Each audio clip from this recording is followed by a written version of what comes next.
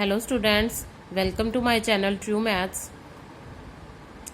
ਅੱਜ ਦੀ ਵੀਡੀਓ ਦੇ ਵਿੱਚ ਆਪਾਂ ਡਿਸਕਸ ਕਰਨਾ ਹੈ angle between two lines general form, ਇੱਕ ਜਨਰਲ ਫਾਰਮ ਦੇ ਵਿੱਚ। ਠੀਕ ਹੈ, ਪਿਛਲੀ ਵੀਡੀਓ ਦੇ ਵਿੱਚ ਐਂਗਲ ਬਿਟਵੀਨ ਟੂ ਲਾਈਨਸ ਕੀਤਾ ਸੀ। ਠੀਕ ਹੈ, ਸਟੈਂਡਰਡ ਫਾਰਮ ਦੇ ਵਿੱਚ, ਜਿਸ ਤਰ੍ਹਾਂ ਕੋਈ slope intercept form simple slope ਵਾਲੀ ਫਾਰਮ 'ਚ ਸੀ ਜਿਹੜੀ ਦਿੱਤੀ ਹੋਈ ਸੀ। ਹੁਣ ਜਿਹੜੀ ਜਨਰਲ ਫਾਰਮ ਆਪਣੇ ਕੋਲ ਹੁੰਦੀ ਹੈ, ਕਿਹੜੀ ਹੁੰਦੀ ਹੈ? ਸਭ ਤੋਂ ਪਹਿਲਾਂ ਸੋ ਲੈਟਸ ਸਟਾਰਟ ਕਰਦੇ ਹਾਂ।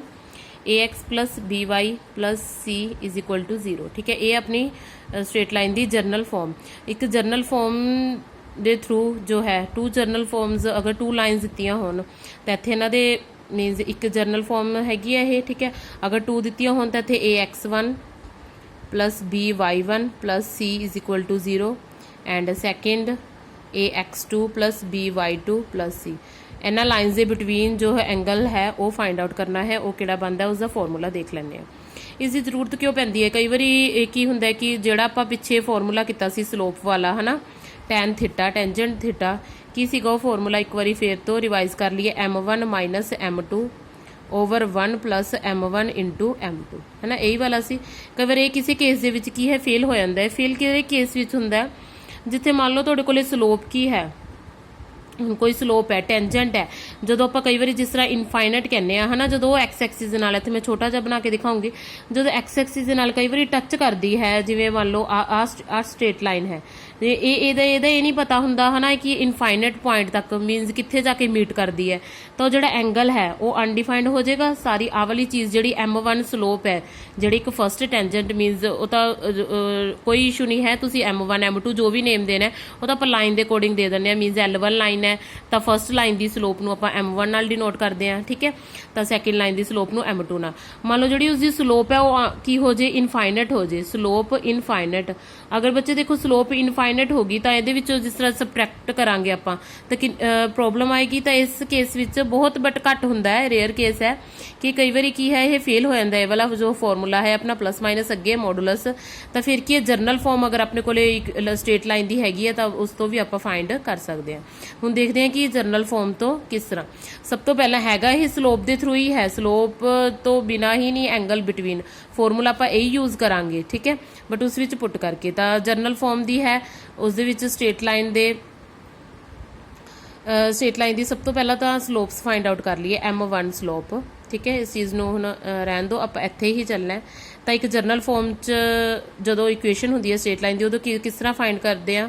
Minus coefficient of x upon coefficient of y। ठीक है, ध्यान है ना सब ਨੂੰ formula coefficient of x coefficient of y। ਤਾਂ ਕੀ ਹੈ ਇੱਥੇ coefficient of x a over b, means ਇੱਥੇ a x1 y1 2 ਨਹੀਂ ਵੀ ਲੈਣਾ ਤਾਂ a1 a2 ਲੈ ਸਕਦੇ ਹੋ ਇੱਥੇ। ਠੀਕ ਹੈ, a1 b1 a2 b2, ਕਿਉਂਕਿ ਦੋਨੋਂ ਹੀ ਲਾਈਨ ਸਿਮਿਲਰ, ਕਿਉਂਕਿ ਜਿਵੇਂ ਆਪਾਂ ਸਟ੍ਰੇਟ ਲਾਈਨ ਦੀ ਇਕੁਏਸ਼ਨ ਹੈ ਇਹ ਉਦੋਂ ਇਕੁਅਲ ਹੋ ਸਕਦੇ ਨੇ ਜਦੋਂ ਲਾਈਨ ਪੈਰਲਰ ਹੋਵੇ ਜਾਂ ਪਰਪੈਂਡੀਕੂਲਰ। ਠੀਕ ਹੈ, ਵਰਨਾ ਤਾਂ ਜੋ ਐਕਸ ਵਾਈ ਦੇ ਨਾਲ ਕੌਨਸਟੈਂਟਸ ਲੱਗੇ ਹੋਣਗੇ ਉਹ ਵੀ ਤਾਂ ਡਿਫਰੈਂਟ ਹੀ ਹੋਣਗੇ।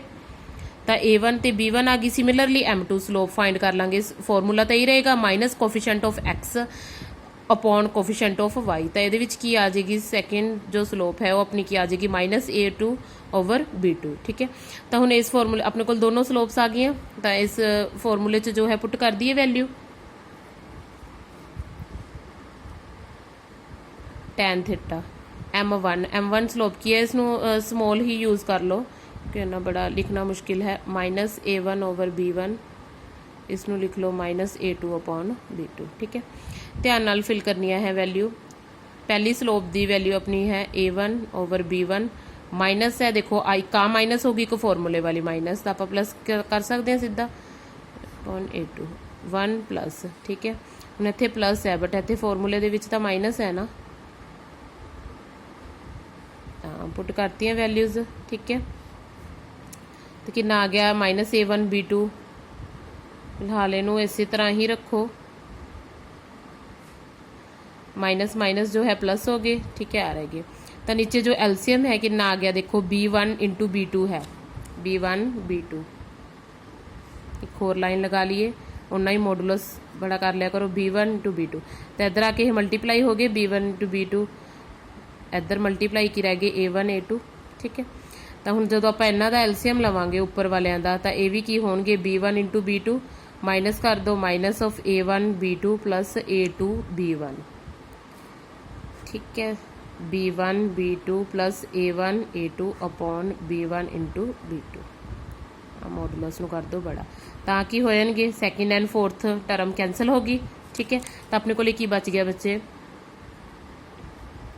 A2 B1 minus A1 B2 upon B1 B2 plus A1 A2, तो ये आ गया अपने को tan theta is equal to A2 B1 minus A1 B2 B1 B2, ये की है अपना फॉर्मूला।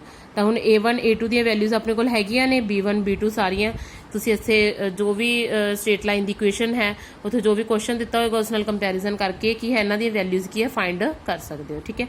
ये बन गया अपने को फॉर्मूला जदों ये केस M1 स्लोप वाला अपना वो हुंदा मल्टीप्लाई। तो याद रखना है A2 बिल्कुल सिंपल सा फॉर्मूला है, हर बारी डराइवेशन है तो मैं करके दिखा दी फॉर्मूले की, वरना ये नहीं एग्जाम के होंगी, तो आपको पता होना चाहिए कि किस तरह आई, ठीक है। तो सिंपली है स्लोप फाइंड आउट करो, जर्नल फॉर्म दी होएगी उस तो स्लोप फाइंड करो। स्लोप फाइंड आउट करने का फॉर्मूला है स्लोप दे हर जो है किसी भी फॉर्म के आ जाए स्ट्रेट लाइन उसका स्लोप फाइंड करने का फॉर्मूला तो पता होना चाहिए। जिस तरह वो करते हैं y is equal to MX plus C, तो कोफिशेंट ऑफ x की अपनी स्लोप होंगे है ना। 2 पॉइंट दिते होन तो y2 minus y1 upon x2 minus x1 अपना स्लोप होंगे। तो 1 पॉइंट स्लोप फॉर्म हो भी अपना ही फॉर्मूला होंगे M स्लोप होंगी है ना। टेंजेंट कोई एंगल दिता हो तो उसनू टैन अल्फा ले लिया करो, टैन अल्फा की अपनी स्लोप है। अगर जर्नल फॉर्म दी है तो जर्नल फॉर्म दे विच ए वाला formula minus coefficient of x upon coefficient of y, ठीक है। स्लोप इंटरसेप्ट फॉर्म दे विच भी तुसीं इसे फॉर्मूले नूं यूज़ कर सकते हो। तो सारे जो है स्लोप फाइंड आउट करने के मैथड्स पता होने चाहिए हैं। तो उस तो अपने को ये आ गया, ठीक है। ये है फॉर्मूला, इस जर्नल फॉर्म दी हुई तो डायरैक्ट आप ये फॉर्मूला भी एंगल फाइंड आउट करने का यूज़ कर सकते हैं, ठीक है। Angle between two straight lines is equal to A2 minus B1 minus A1 B2 upon B1 B2 plus A1 A2, ठीक है। हुण इसकी कंडीशनस देख लैंदे आ। कल जिस तरह आप उसके उपर कंडीशनस कीतियां सी तां सिमिलरली ये उत्ते भी कंडीशनस ने। फर्स्ट की है पैरललिज्म दी कंडीशन की कहती है कि two straight lines general form दे विच पैरलर कदों होणगियां, या तो फिर थीटा की होएगा 0 या थीटा की होएगा 180, है ना। दो केस पॉसिबल है इस वही। सिमिलरली टैन जो 0 करांगे टैन 0 की वैल्यू 0 होंदी है, टैन 180 अगर आ जाए तो भी 0 ही होएगा। तो हुण जो आ टैन थीटा है इत्थे 0, टैन 0 डिग्री की वैल्यू 0, टैन 180 की वैल्यू 0, तो आ वाला सारा जो है पोर्शन राइट साइड वाला सारा 0 हो जाएगा। तो मैं डायरैक्ट यही लिख रही हाँ A2 B1 minus A1 B2 upon B1 B2 plus A1 A2। एक ही चीज़ है अपने को सारा 0 हो गया। मॉडुलस बेशक खत्म कर दो, इतने प्लस माइनस लगा लिया करो, ठीक है अगे, क्योंकि मॉडुलस का मीनस यही होंदा है कि ज़्यादा वैल्यू पॉजिटिव है या नैगेटिव है, बट वो एंड से आप की कंसीडर करनी है, पॉजिटिव ही कंसीडर करनी है। तो नीचे वाला जो है सारा की हो गया बच्चे, इधर 0 नाल मल्टीप्लाई हो गया, ठीक है। डिनोमीनेटर वाला सारा पार्ट 0 नाल मल्टीप्लाई हो गया। तो की रह गया अपने को A2 B1 is equal to, इनू राइट साइड ते लै गए, ठीक है। A1 B2 हो गया, पॉजिटिव हो गया, तो इनू लिख सकते हैं B1 B2 नीचे ले आओ A1 A2।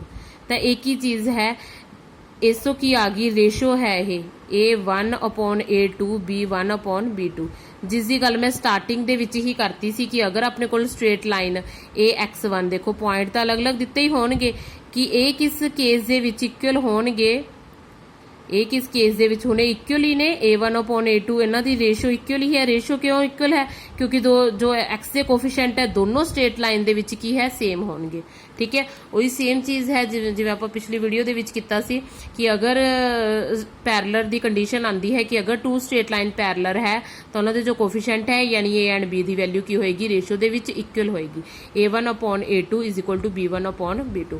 फॉर एग्जाम्पल जिस तरह मैं तुहानूं कहता कि 3x प्लस 6y, ठीक है। ए वाली कुछ समथिंग सी कुछ भी लै लो, तो नैक्सट दे विच देता 9x, ठीक है, 9x plus 18y।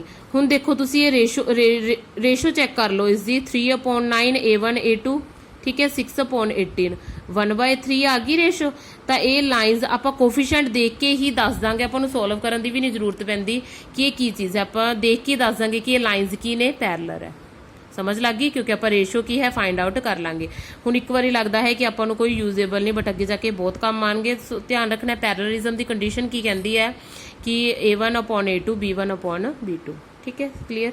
Second condition की है, सैकेंड कोइंसिडेंस दी है, वही है ए कोइंसिडेंसल किहड़े केस से पॉसिबल है, when theta is equal to 0 degree. 0 degree है मीन सारा पोर्शन 0 हो गया, आ वाला सारा इत्थे थीटा 0 हो गया। ठीक है, आ वाला जो है डिनोमिनेटर वाला सारा पार्ट भी 0 हो गया। तो similarly same as first case parallelism की कंडीशन ही लग जाएगी, A1 B2 is equal to A2 B1 दे आ जाएगा, दोनों की रेशो जो है इक्वल होएगी B1 B2। क्लीयर। ठीक है, नैक्सट देखते हैं परपेंडिकुलर की कंडीशन। अज फिर आप एक दो इस दे रिगार्डिंग क्वेश्चन भी डिस्कस कर लांगे। थर्ड केस की है अपना परपेंडिकुलर दी कंडीशन। ठीक है, परपेंडिकुलर दी कंडीशन की कहती है कि थीटा की होएगा, theta between two straight lines is equal to 90 degree, means perpendicular है तो 90 ही होएगा, है ना। तो जो tan 90 है वो की अपने को अनडिफाइंड है, वो अनडिफाइंड होंगे। तो रिवर्स कर दो इसनों, 1/tan थीटा ले लो तो राइट साइड वाला सारा पोर्शन भी रिवर्स होएगा सिमिलरली। ठीक है, जिवें कल किया सी। तो इत्थे की बन गया बच्चे, आप तो 0 बनाना है, कोट 90 हो गया, इसनों भी रिवर्स कर दो, B1 B2 plus A1 A2 plus A1 A2 upon A2 B1 minus A1 B2। ठीक है, यही चीज रहेगी, यही चीज है। ठीक है, अपने को तो हुण एक ही है, कोट जो 90 0 हो गया, तो हुण आ डिनोमिनेटर वाला आ वाला पार्ट 0 हो गया। मैं इसमें नहीं लिखूंगी बार बार, ऊपर ही लिख रही हाँ, B1 B2 A1 A2। तो एक ही आ गई अपनी प्रोडक्ट ऑफ, हुण एक ही ने A1 A2 दोनों की है, फर्स्ट स्टेट जो है, जो अपने को एक स्ट्रेट लाइन दी होगी उसका कोफिशिएंट एक्स का, सैकेंड का कोफिशिएंट, दोनों की प्रोडक्ट होगी तो एक ही होगी दोनों की बी वाले की प्रोडक्ट। तो याद रखना है कि जो भी अपने को परपेंडिकुलर की कंडीशन है, मीनस थीटा अगर 90 डिग्री है तो यदि कंडीशन की कह रही है कि दोनों की जो है प्रोडक्ट का सम की होएगा इक्वल टू 0। ठीक है, समझ लग गई।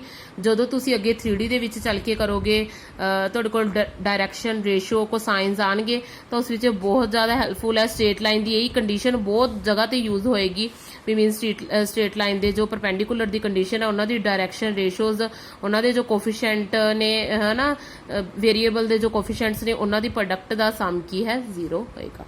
A1 A2 plus B1 B2 is equal to 0।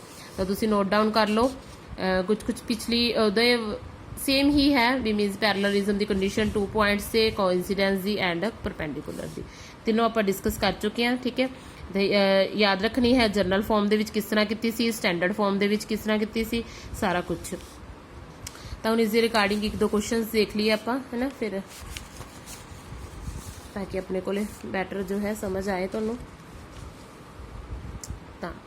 Find the angle between the straight line. First question देखो, एंगल फाइंड आउट करना है ना स्ट्रेट लाइन्स दे विच, है ना। तो 2 स्ट्रेट लाइन अपने को गिवन ने, तो सोल्यूशन स्टार्ट करते हैं। y माइनस √3x माइनस 50 एक ही है, दोनों स्ट्रेट लाइन दी दी हुई है बच्चे। सब तो पहला तो इसनों थोड़ा सैट कर लिए फॉर्म नू, है ना। y इधर रख लिया, कुछ y is equal to mx plus c, इस तरह की इक्वेशन टाइप लग रही है। जर्नल फॉर्म ही दी है, जर्नल फॉर्म नू आपां किसी भी तरह मोल्ड करके किवें भी लिख सकते हैं। ठीक है, तो 0 दे आ वाला सारा इन्ना पोर्शन जिहड़ा राइट साइड ते ले आओ, √3x प्लस 5। तो हुणे y is equal to mx plus c हो गया। c इत्थे कॉन्स्टेंट है, x का जो कोफिशिएंट है √3 है, यही की आ गई अपनी स्लोप। फर्स्ट स्लोप मिल गई, इसनो M1 नेम दे लो। ठीक है, √3 क्योंकि फर्स्ट स्ट्रेट लाइन तो है, सैकेंड स्ट्रेट लाइन ये वाली है। इसनों भी थोड़ा सैट कर लिए, √3y इधर ले आओ, x माइनस 6, x की है प्लस का हो गया, 6 माइनस का। ठीक है, बट अपने को √3 है इत्थे, इहदा कोफिशिएंट की है 1 बनाना है, तो डिवाइड कर दो, x बाय √3 6 बाय √3। कॉन्स्टेंट तो जो भी आए अपने उस तो की लेना है, अपन सिर्फ चाहिए x का कोफिशिएंट। हुण देखो x दे नाल जो मल्टीप्लाई है, मल्टीप्लाई की है इंटू 1, तो ओपोन दे विच आ भी तो पिया। ठीक है, तो सैकेंड जो है स्ट्रेट लाइन की जो स्लोप M2 की वैल्यू कितनी आ गई, 1 बाय √3। समझ लग गई, दोनों स्लोप्स आ गई, M1 की आ गई √3 M2। तो हुण की फाइंड आउट करना है, एंगल फाइंड आउट करना है। एंगल का फॉर्मूला अपन आंदा ही है ना, आप हुणे किता tan थीटा अप्लाई कर दो, M1 minus M2 1 plus M1 into M2। तो वैल्यूज पुट कर दो, कितनी है √3 माइनस 1 बाय √3। ठीक है, 1 बाय √3। हाँ जी, ठीक है, नाल चेक करते जाओ बच्चे, कई बार कोई मिस्टेक ना हो जाए। M1 √3 है, M2 1 बाय √3 है, 1 प्लस √3 इंटू 1/√3। ठीक है, यही चीज़ है। तो हुण इत्थे कुछ भी नहीं है तो इत्थे 1 लगा लो, क्योंकि सारा कुछ देखने च कन्फ्यूजन जा लग रहा है ना कि ये समझ नहीं आ रहा, तो 1 लगा लिया करो, एलसीएम लेना ईजी है।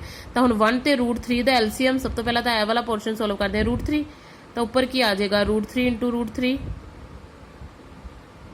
ठीक है, 2 टाइम्स √3 माइनस √3 तो हैगा ही है, 1 आ गया, बड़ा सा मॉडुलस ले लो। ठीक है, अपॉन हुण आ √3 नाल √3 कैंसल कर सकते हैं, नीचे कुछ भी नहीं रहा, 1 ही है, इत्थे 1 + 1, तो इत्थे की रह गया 2, खत्म ही हो गया है ना ये चीज़ तो सारी।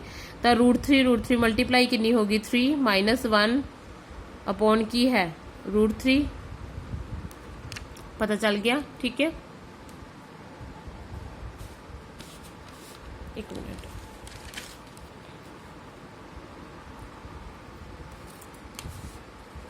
तो हम एक ही आ गया अपने को √3 अपॉन 2। ठीक है, तो सोल्व कर लो इसनू, 2 अपॉन √3 अपॉन 2, इस दे नीचे कुछ नहीं है तो 1 लगा लो। तो 2 इंटू 1 √3 इंटू 2, 2 नाल 2 कैंसल, तो की आ गया अपने को 1/√3। ठीक है, एक इसकी वैल्यू आ गई अपने को tan थीटा दी इक्वल आ गई 1/√3। हुण 1/√3 चैक कर लो अपने को किस पॉइंट ते हुंदी है, किस पॉइंट ते है वैल्यू 1/√3 किहदी हुंदी है वैल्यू tan 30 ते, है ना, tan 30। तो tan 30 कितना हुंदा है 1/√3, tan नाल tan कैंसल कर दो, तो अपने को एंगल बिटवीन स्ट्रेट लाइन कितना आ गया 30। समझ लग गई। ठीक है, इस इज प्रॉपर सोल्यूशन, कोई भी स्ट्रेट लाइन दी होवे, बस स्लोप्स फाइंड आउट करनी है, उस बाद फॉर्मूले च पुट करनी है। नैक्सट चलते हैं, 2 lines passing through the point 2, 3 makes an angle 45 if 1 slope is 2 find other slope. ठीक है, थोड़ी पई हुई है स्पेस, इत्थे कर लें। तो की कह रहे हैं, कहते 2 लाइन्स जो है इस पॉइंट के विचों दी पास कर दिया ने, मे भी शायद इस पॉइंट की कोई जरूरत, वैसे दस्या है कि 2 लाइन्स है इस पॉइंट के विचों दी पासिंग पॉइंट है अपने को, जो एंगल ही देता है ना थीटा दिता होया अपने को कितना दिता है 45 डिग्री, यानी कि tan theta 45 degree. First 1 slope कितनी देती 2, m2 फाइंड आउट करनी है, बस फिर आई फॉर्मूला लगा के पुट कर दो, थीटा हैगा अपने को पॉइंट की जरूरत ही नहीं है। ठीक है, आई सेम फॉर्मूला लगा के पुट कर दो, tan 45 m1 कितना 2, m2 है नहीं अपने को, 1 + m1 इंटू m2, m1 की जगह तो 2 ही पुट कर दो, tan 45 की वैल्यू कितनी होंगी है 1,